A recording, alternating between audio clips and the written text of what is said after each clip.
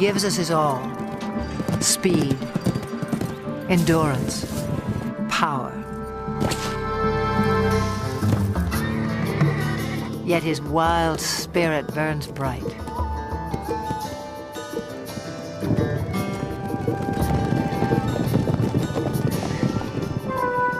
Spark of ancient myth, pride of king and conqueror. He was the backbone of civilization. History was forged to the beat of his hooves. Even now, he still lays claim to the heart, with all the bold beauty that is the horse.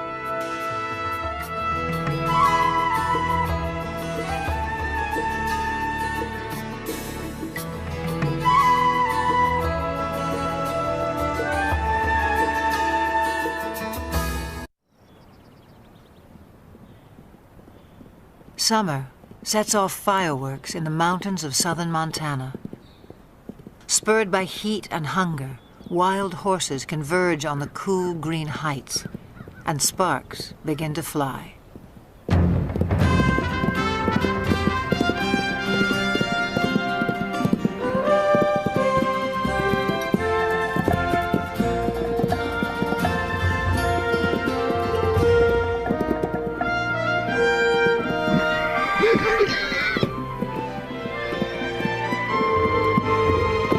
Stallions spar and court young mares in a drama as old as the hills.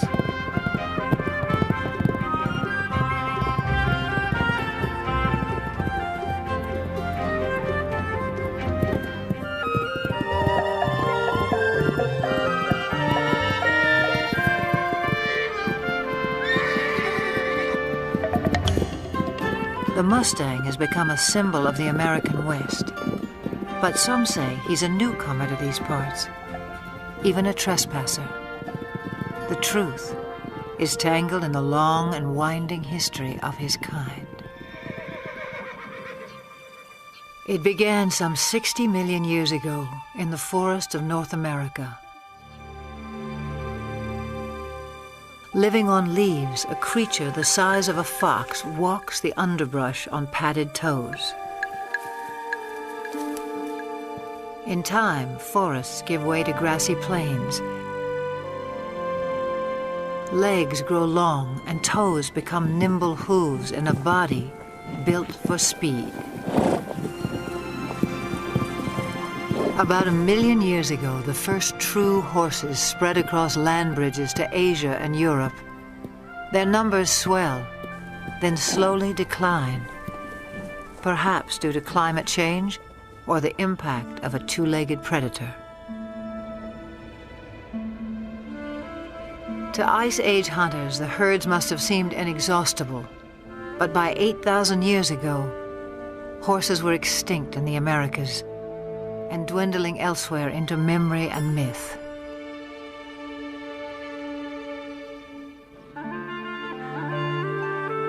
Then somewhere on the steppes of Eurasia, at least 4,000 years ago, the horse inspired someone as more than just a meal. It may have begun as a shaman's ritual or a reckless teenage prank. But some brave soul took a quantum leap and changed the world forever.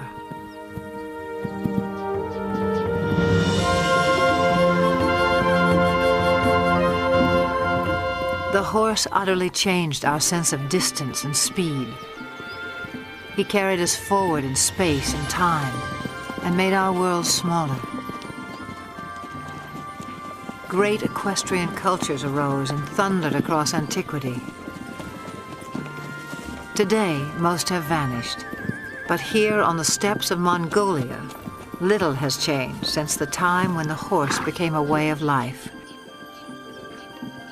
Nomads still measure their wealth in livestock and move vast herds with the seasons.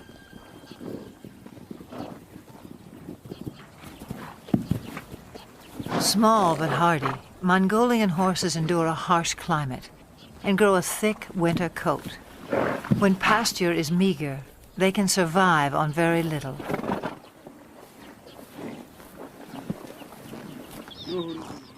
Mongolian nomads also herd sheep, goats, and cows, but horses are their greatest pride. Revered, they are largely reserved for riding, and one other important role. Mongolia's national drink, called arak, is fermented mare's milk. Life in the saddle begins early, in keeping with a local proverb. A Mongolian without a horse is like a bird without wings.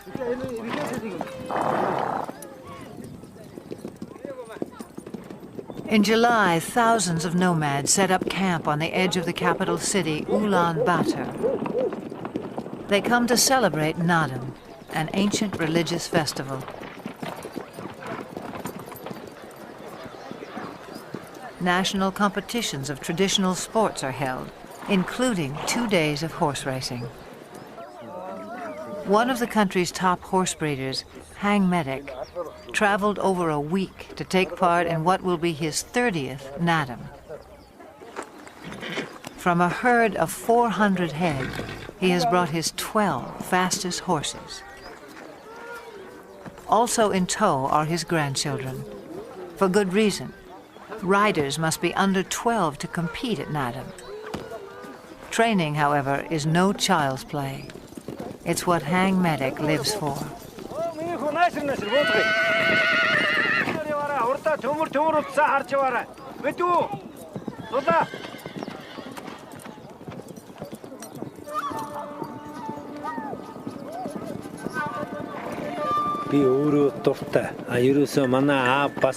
Horse training is a passion.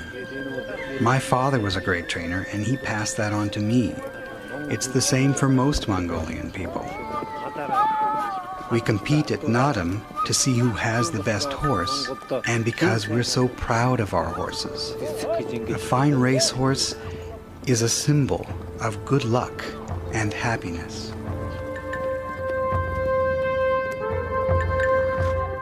On the day of the first race, preparations begin at dawn. Hats and bright silks will help families spot their little jockeys at a distance. The distinguishing mark of a racehorse is a leather tail wrap, always wound clockwise. Forelocks are also bound. Hang Medic enhances the look with a charm bearing Mongolia's national emblem. He has high hopes for this young stallion. With an offering of mare's milk, Hang Medic's wife invokes the sacred powers of nature to bless horses and riders. A circle of incense purifies. A drop of arak protects from harm.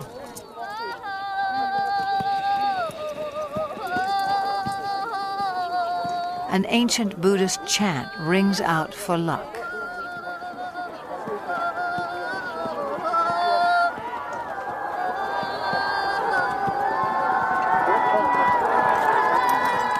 Some 500 riders will compete in the first race. Parents on horseback swell their ranks. By tradition, they circle clockwise at a staging area near the finish line.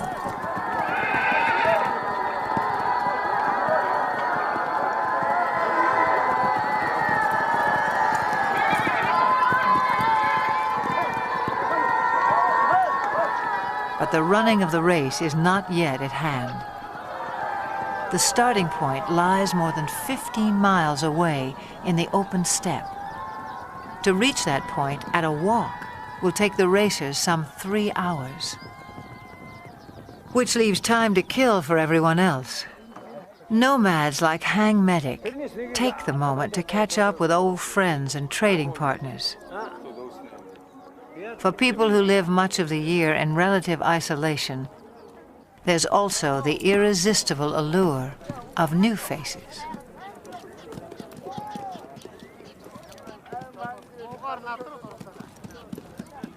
For now, small talk belies the drama that's erupting miles away. As 500 horses reach the starting point, and the race begins.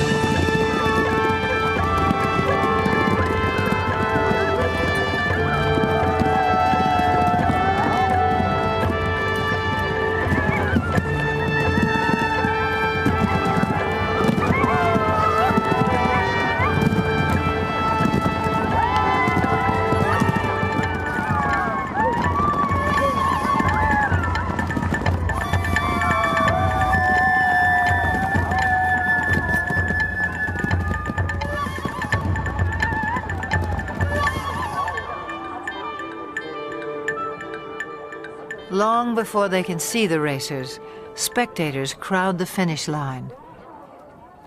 According to myth, the dust kicked up by winning horses showers happiness and prosperity on all those it touches.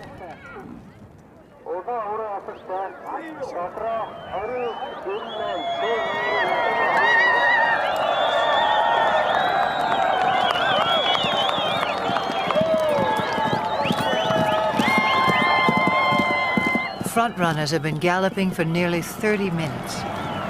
By Western standards, this might qualify as an extreme sport. But these are the descendants of Genghis Khan, who forged the largest land empire ever known on horseback.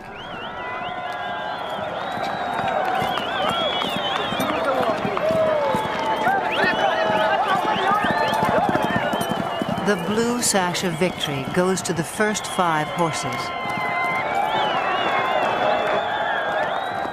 A flash of green tells Hang Medic his granddaughter has placed. But a riderless horse sends him off in search of his youngest grandson.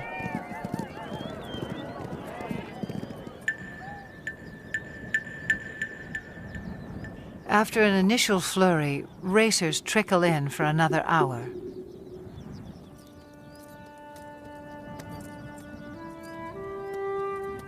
Herd instinct alone will keep a horse going, even one that lacks the fitness and conditioning required for a long-distance run. For some, the strain is too much.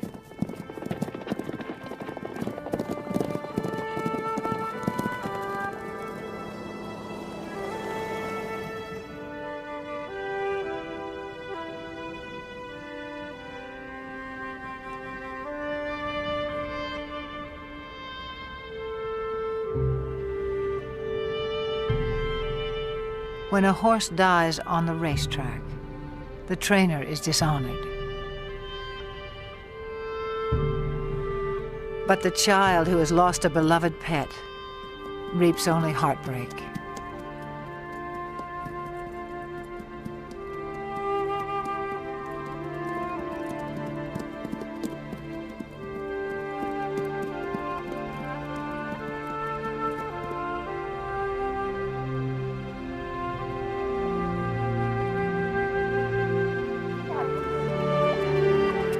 A fall near the starting point dashed the hopes of Hang Medic's grandson. His horse is safe, his bruises minor, but his 6-year-old pride will sting until the races are over.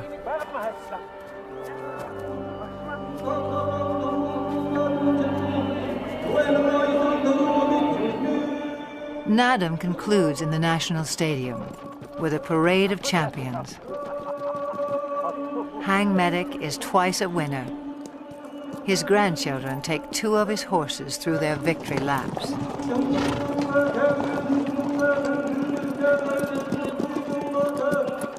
A herald sings the praises of the winning horses. Medals and mare's milk do them honor.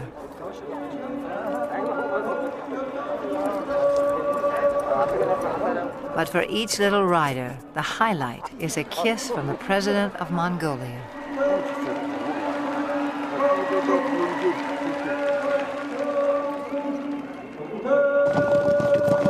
No other nation makes more of the horse.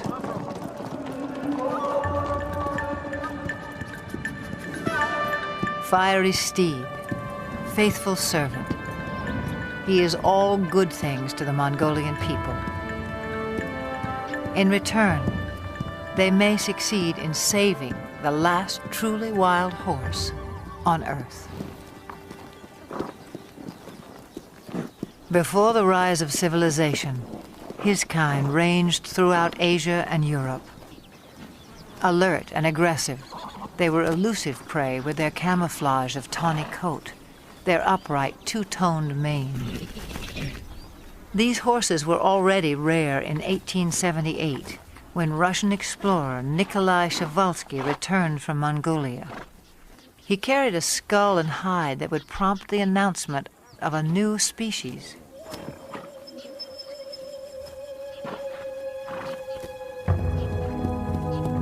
In a race for specimens, stallions were slaughtered to subdue mares. Mares were killed to secure foals. Dozens died en route to zoos and animal collectors in the West.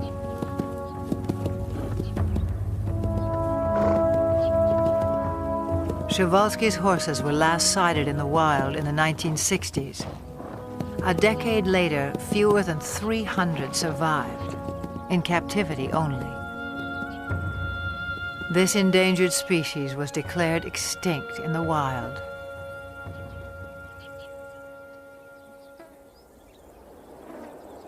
In 1992, 16 Przewalski horses from European reserves touched down in Ulaanbaatar. Their journey was the crowning achievement of Dutch conservationists and Mongolian authorities. Transports were blessed with mare's milk as the horses arrived at a nature reserve established in their honor. The homecoming delighted local people. Their name for the horses is Taki. The word also means spirit.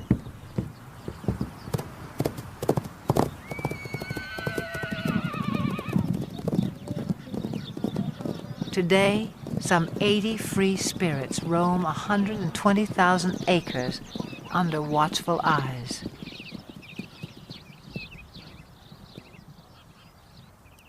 Park rangers closely track the animal's health and behavior. Breeding success is high. 2 generations have been born in the reserve. To increase the gene pool, horses are still brought in from the West. But prospects for a self-sustaining population are promising. Mongolia's preservation of the Taki seems a fitting tribute to an animal who has given us so much.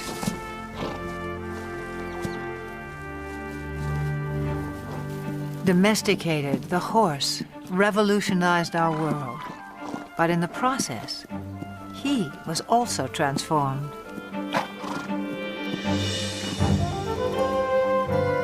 The legendary Arab is just one of more than 150 breeds, some honed for work, some for sport, others for sheer show.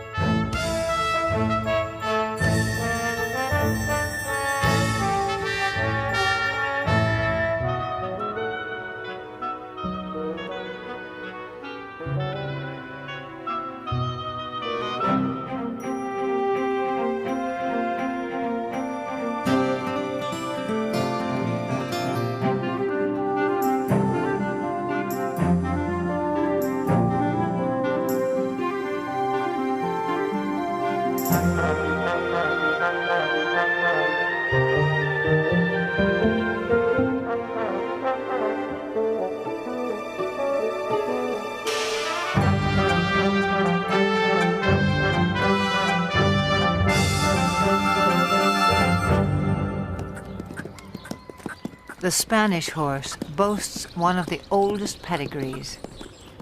His speed and stamina were praised by the Romans. The famous Spanish riding school in Vienna was founded in his name. A dancer's grace made him a favorite of monarchs and earned him the title Royal Horse of Europe. Today, he inspires a new generation. At the Royal Andalusian School of Equestrian Art in the town of Jerez in southern Spain. Few gain admission here. Only first-rate horses, trainers, and students. A strict curriculum has produced several Olympic competitors. The school also keeps tradition alive. Once a week, the public is invited in to enjoy the splendors of another age. In 18th century costume, riders recreate the height of classical horsemanship as it was practiced throughout the courts of Europe.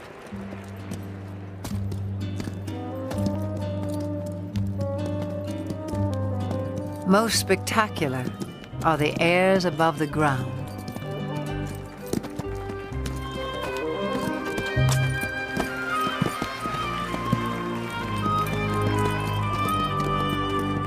Horses naturally leap and kick when fighting. Centuries ago, cavalry mounts were trained to perform these moves in battle.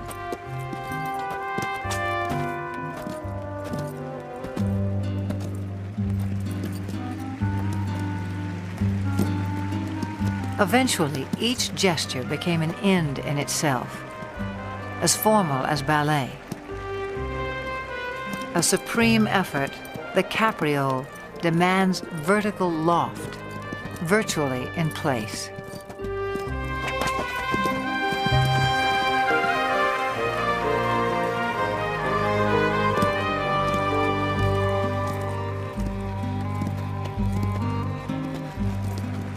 Few can perform this exacting dance with the power and precision of the Spanish horse. The purity of the breed is proudly protected in Spain, yet his bloodlines extend far and wide. For this was the horse who once conquered a new world. Some 500 years ago, Spanish explorers rode upon the shores of the Americas. Some native people mistook man and mount for a single fearsome creature.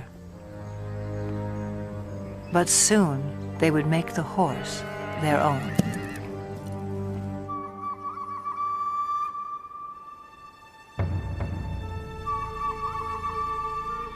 Through stealth and trade, Native Americans embraced the horse. It was said they came to each other like long-lost brothers.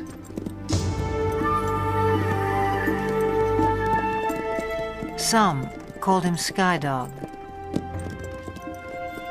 He opened vast horizons in this life and haunted their visions of the afterlife.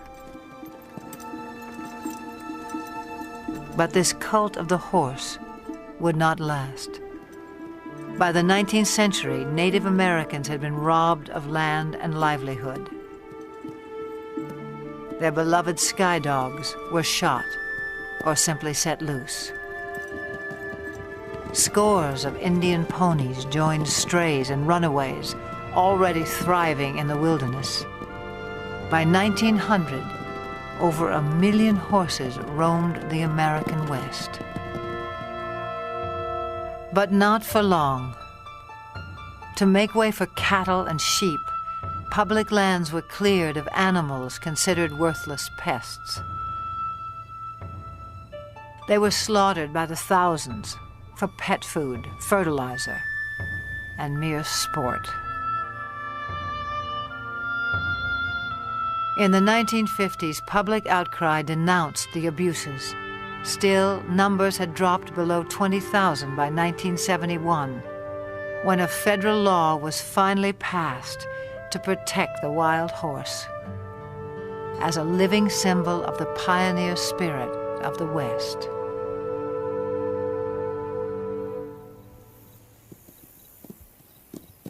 Today, the Bureau of Land Management oversees some 45,000 horses on public lands in 10 states. On the Montana-Wyoming border, the Pryor Mountain Wild Horse Range is home to a herd of about 160.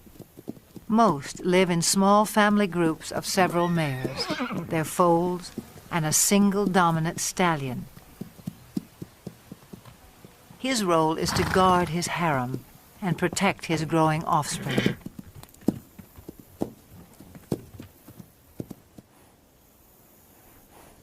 This stallion, known as Raven, is one of the most dominant on the range.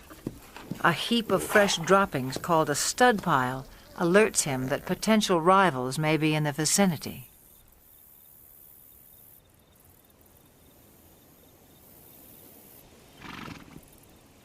A band of young bachelor stallions prompts Raven to move his family to a safe distance.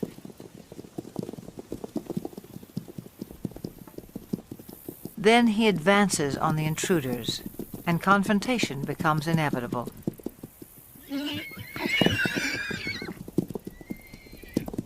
Raven may be outnumbered, but at 10 years old, his maturity and experience give him the advantage.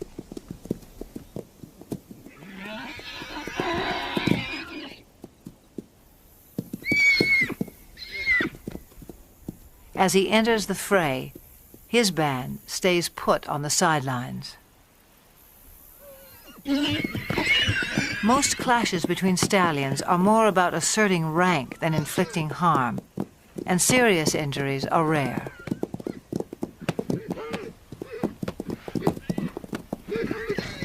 In the end, the bachelors move on unscathed but chastened, and Raven returns to his mares.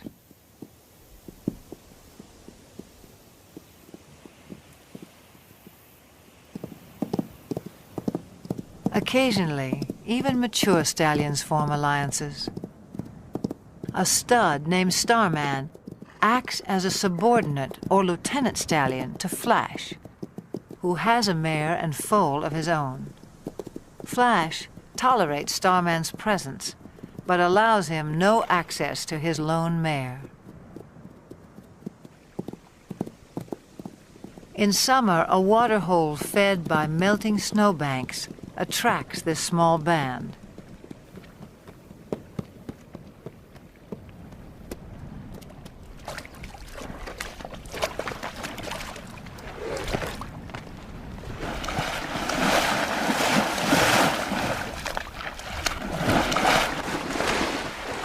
The mare enjoys a soothing mud bath, while her 3-month-old foal plays with the idea.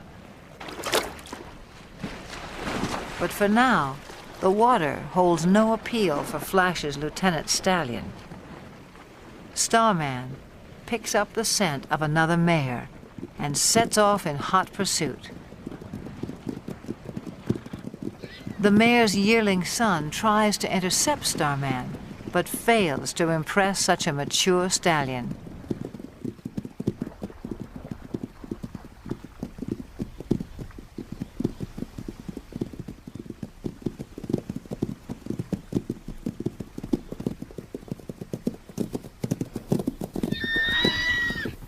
This mare's own stallion must be just out of sight, a boon for Starman. Still, she rejects his advances.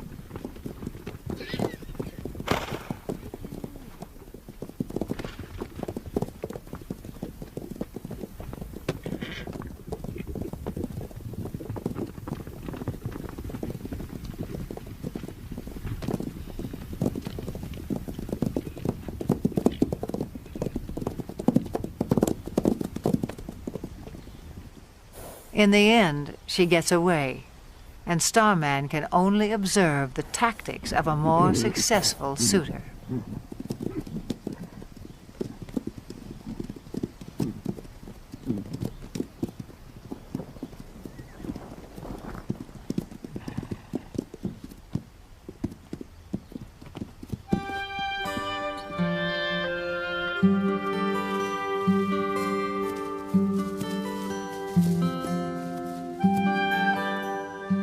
At times, the Pryor Mountains seem heaven on earth for horses. Though much of the terrain is arid and winters are harsh, summer pastures can be glorious.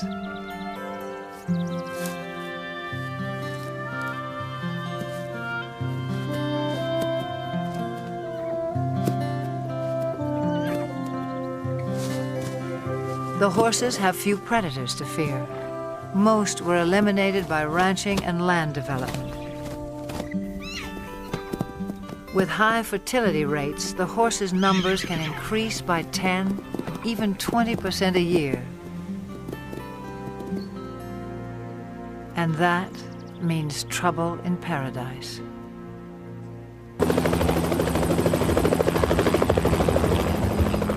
In the last 3 decades, the Bureau of Land Management has removed more than 100,000 wild horses from the range.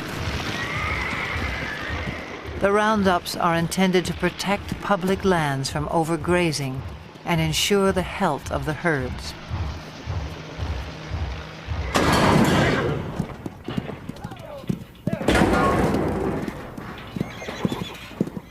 Excess animals are placed in adoption programs, but supply far exceeds public demand. Horses deemed unadoptable live out their days in holding pens. Even now, the fate of America's wild horses remains an open-ended question.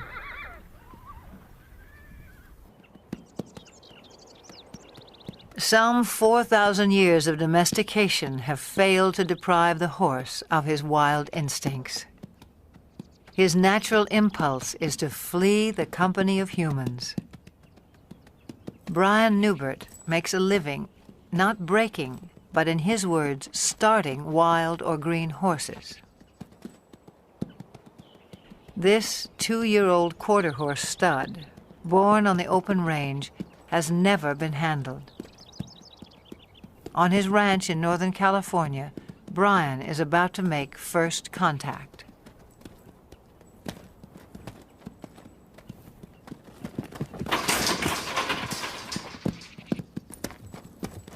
Brian will chase the horse until he turns to face his pursuer.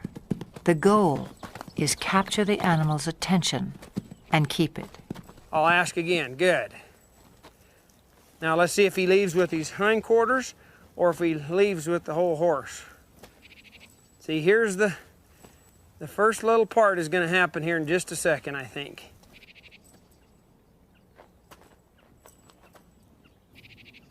Subtle shifts of body language keep the horse focused on Brian. If his attention wanders, I might see if I can get another step closer. As long as he's doing that, I'll just let that soak in. And I'll take another step. And I'll take another one here. He's having trouble with it, but he's trying.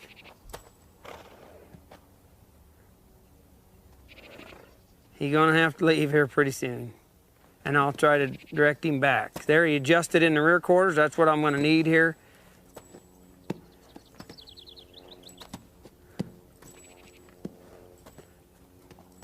Within about 15 minutes, the young stallion has mastered the maneuver. Now Brian presents a new challenge. I might do just a little swing in here and see if he can stand that. And I'll see if I can put that on there without hitting him in the face. And I'll just, as I come forward, just let that go. And it's kind of scary. And you can see that it's troubling to him a little. So I'll just put just a little pressure till he finds his way toward me. See, he keeps thinking his answer is out of here, but the answer's right there. The horse turns to Brian for reassurance, a critical breakthrough. Now he might reach for me.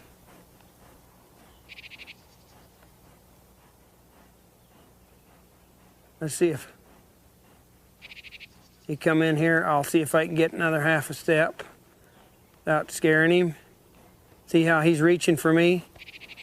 Now here's a spot where you want to watch their ears, because some of them they'll take a run at you.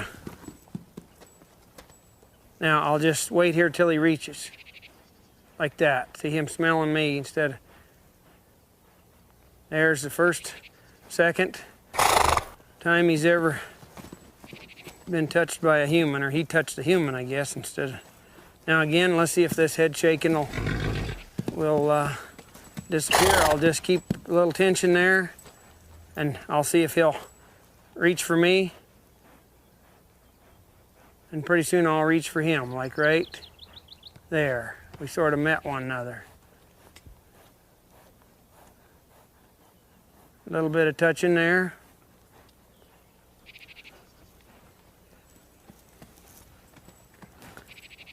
A little bit more here. See, he's finding out he can touch me and reach for me now.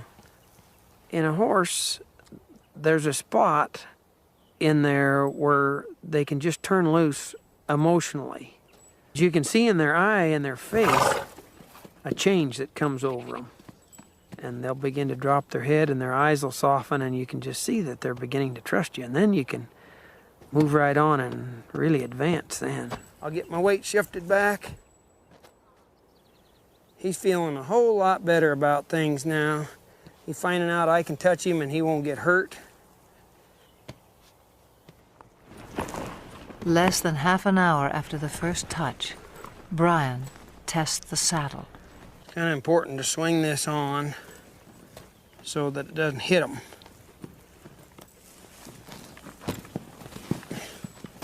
So this grab will gradually just lays right over on their back like that. I don't mind seeing one buck with the saddle, because being a prey animal, that's his responsibility to not let anything stay up there. That's where the predator has the best advantage. If he can get above and stay with them, then he can have himself a meal. Pretty dreamy now, but we'll see what he's like when he feels that saddle on there. I'd rather he test the saddle out before I get on than after I get up there. Now I'm going to move him off, but ever so softly, if I can. I'm not trying to make him buck.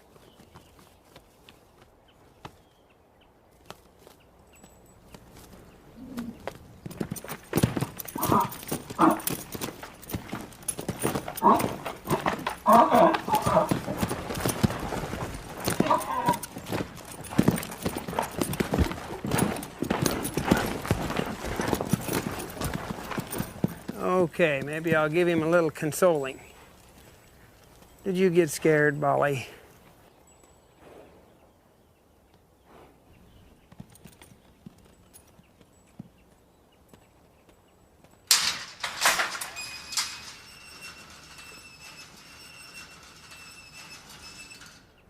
It's been less than 2 hours since Brian began work, a fairly routine first session. He'll leave the saddle in place for a few more hours, then give the young stallion a well-earned rest until morning.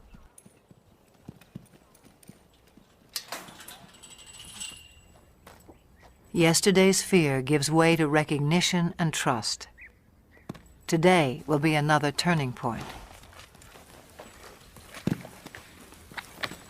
Social animals feel safest in a group. As a comfort to the young stallion, Brian has corralled several other horses.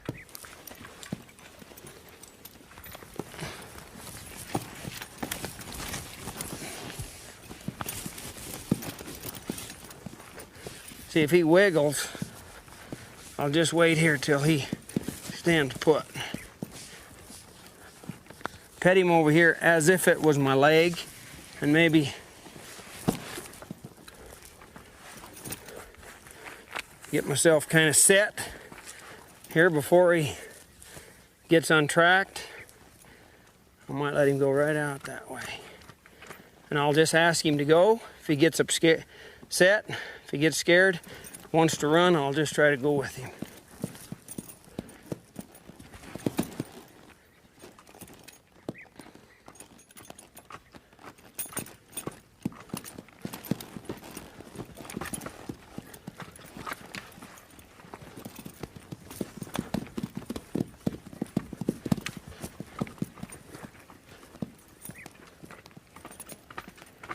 People ask me about this new way of working with horses. As far as I know, it's been around as long as there's been horses and man interacting with one another. I don't know how the first man could have ever got on a horse for the first time without having something working for him.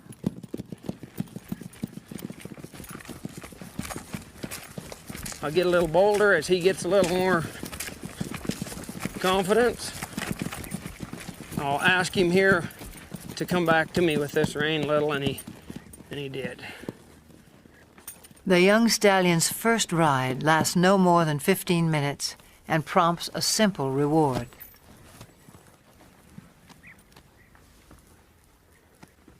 Hey, kid. This just kind of soothes them sometimes. Give them a little hugging. This is a place where a lot of them just can't stand you have you that close. And if you can show them that it's okay to be this close, why, it's a real relaxing, soothing kind of thing for them. They really have to trust you.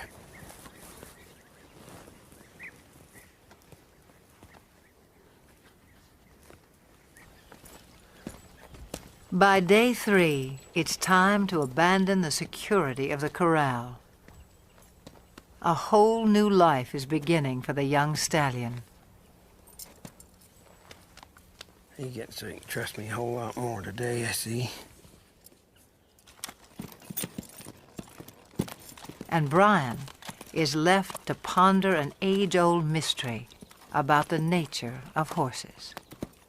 I often wondered how in the world would they allow somebody to get up on their back and guide them around. They'll take us miles and miles till they're totally, tired, pull wagons and pack loads and all kinds of things, when actually they could kick us or hurt us or buck us off any time, and yet they'll just work their hearts out for us if it's presented to them in a way that they can understand. Pretty special animal, really. Special indeed. No more than 60 years before the first moon landing, the world was driven by horsepower. Every sector of the economy relied on him. Transport and trade, industry and agriculture. No creature served us better in the building of civilization or its occasional overthrow. For millennia, the war horse prevailed in battle. If not for a horse, would Alexander have been great? Who can imagine Attila the Hun or Napoleon on foot? Over 1 million horses served in World War I. Nearly a third died. In World War II, tens of thousands perished in a battle of bullets and bombs. The age of horsepower was over. And yet there are more horses in the world today than during the 1800s, some 62 million. In an age of technology, perhaps we yearn all the more for the touch of something wild.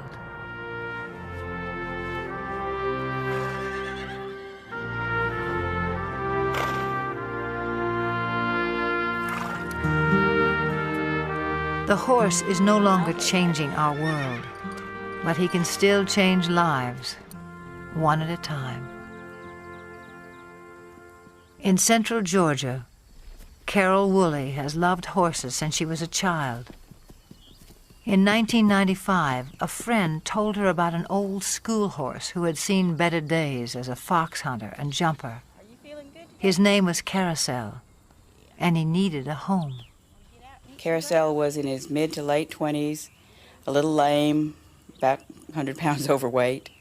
He was a little sway back, just a good, quiet lesson pony. You like a goodie? Carol took good care of him. Local children rode him. Soon, Carousel was a favorite. In 1996, 2 weeks after the Summer Olympic Games, the Paralympics came to Atlanta. Some 3,500 athletes attended. For the first time, equestrian events were included. 16 nations sent teams. It was up to event organizers to provide horses for 62 athletes with a wide range of disabilities.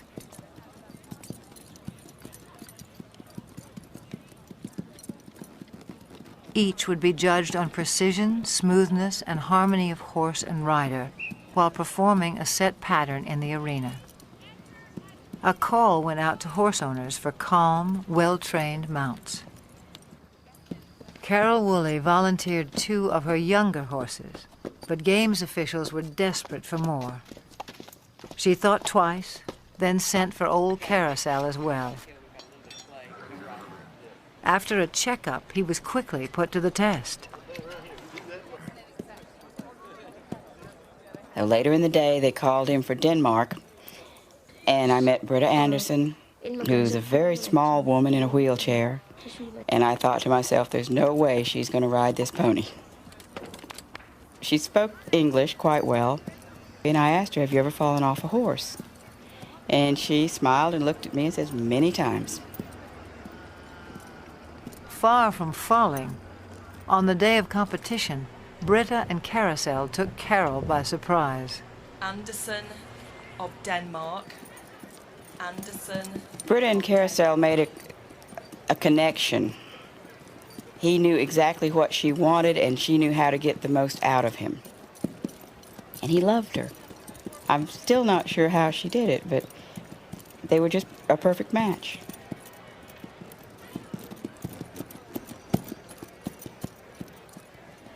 The judges agreed. The pair took first place in their division and received the highest score of all the competitors.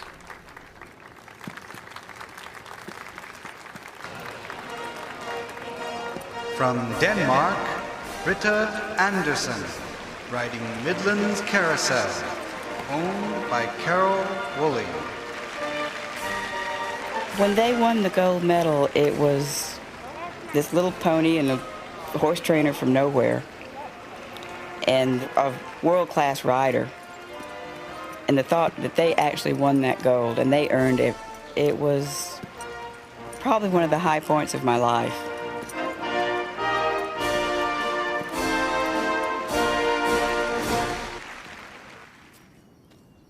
By the time she returned home, Carol had decided to start a therapeutic riding school.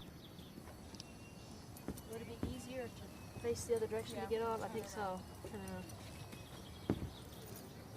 Horseback riding can improve balance and muscle tone, as well as a sense of independence and self-esteem in people with all sorts of disabilities.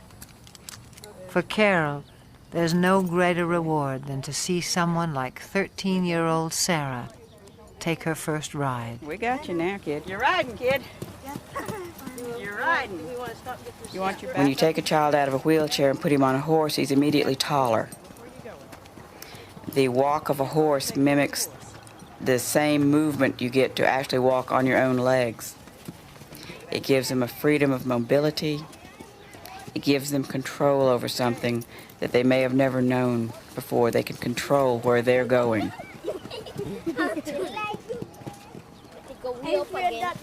Carol runs the school on grants, donations, and volunteers.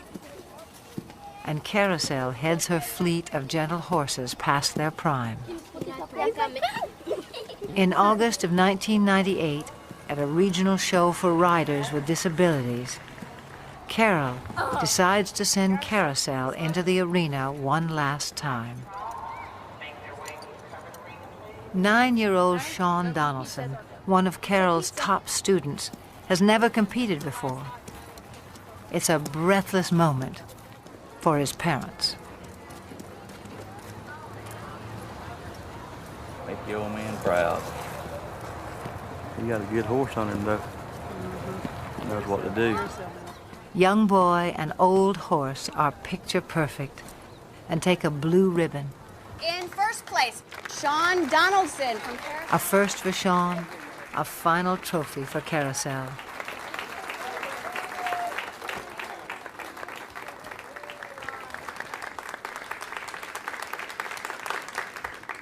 The competition concludes with a ceremony.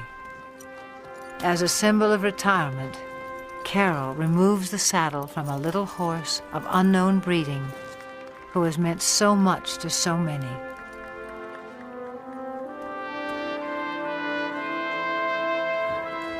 To him go the full laurels of a champion. He was quite calm, stood through everything. He halfway, I think, understood that we were doing an honor to him. I was a little surprised that he didn't mind us putting flowers on him. He acted like, well, those were his flowers, this is fine. I think he enjoyed it, really. He wasn't just an old sway-backed horse with a gray face. He was everybody's dream of a horse.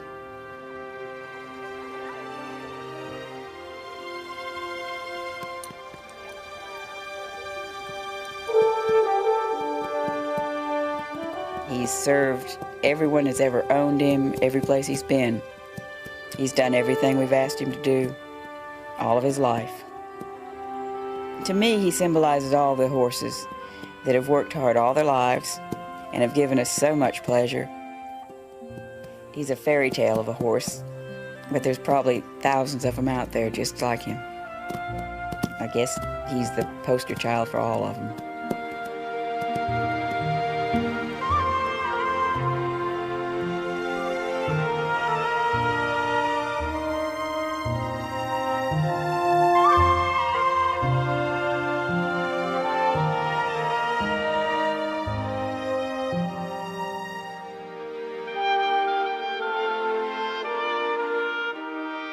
For all they have done for us, for all that they are, may they always have green pastures, each and every one.